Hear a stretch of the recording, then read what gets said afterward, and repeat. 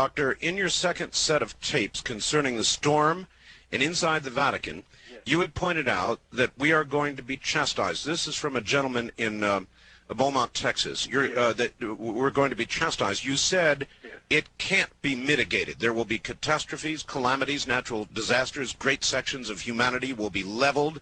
This is part of the third secret of Fatima in 1917, July 13th. But yes, the time seems to be foreshortened as regards to what they call the chastisements, these punishments that are going to come upon us, and indeed are starting in a remote fashion. But I expect them. Not the end of the world, not the coming of Antichrist, not the final judgment, not the rapture. A great change. A great change, however. A very great change. And you know the old song, "Keep your eyes on the skies." I would keep my eyes on the skies from the beginning of winter until the end of spring, because depending on what happens in that time, we will more or less have a prognosis for what's going to happen. How many human beings do you think will make it through this change?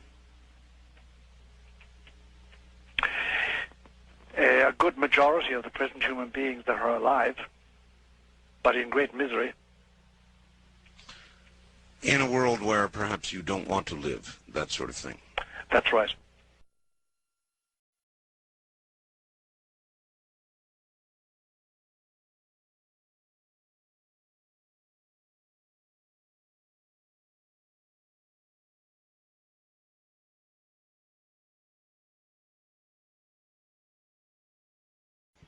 Dear Art, would you please ask Father Martin his opinion of Benjamin Krim and this Lord Maitreya, supposedly alive and well in London? Does Father Martin consider Lord Maitreya to be the Antichrist? No, he's not. Do you have any comments beyond that? Donald Krim and the Maitreya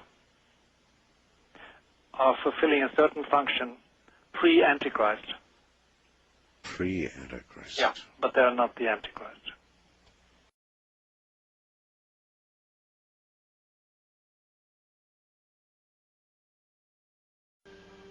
Are we to know, will we know, Father Martin, when the Antichrist is with us?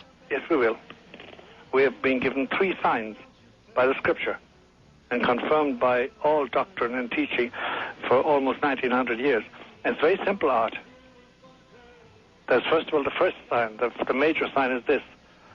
In his day, I mean when he's active, because he's here already, but he's not active. But when he is active, there will be problems, human problems, confronting us as a race, as a society of nations. Problems we can't solve. Our best, the best and the brightest of our technocrats and scientists and theorists and leaders will not be able to solve them. He will. That's the first thing. He will produce the solutions for them. And people will be so overwhelmed with gratitude and with relief that somebody has the solution which works, they will say to him, and the second sign is this, you must be divine. And the third sign is, he will say, kneel down and adore me. I am indeed your God. Then we have Antichrist. You said he is here now. He is not yet active. I have heard this, that he's alive. The Antichrist is now alive. And he cannot die until Christ kills him. He has this pseudo-immortality. And don't ask me where, how, who, what. How do we know that much? How do we know that? From the second letter of Paul to the Thessalonians. If you read carefully, those 3 signs are there. And the fathers of the church, the early writers between 100 AD and 600 AD, they're the early writers.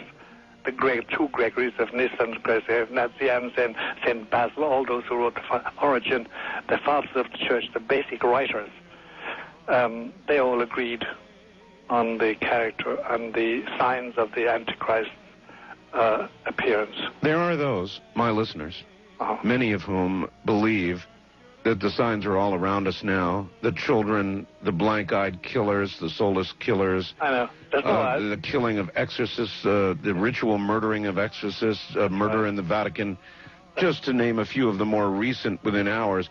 But there are people who will say these are signs that he is with us now. Yes, there are signs that he is with us now, but the reign of Antichrist will be very, very signal, very clear. And the only source we have is that second letter of Paul to the Thessalonians and those 3 signs. And he has not yet started his operation.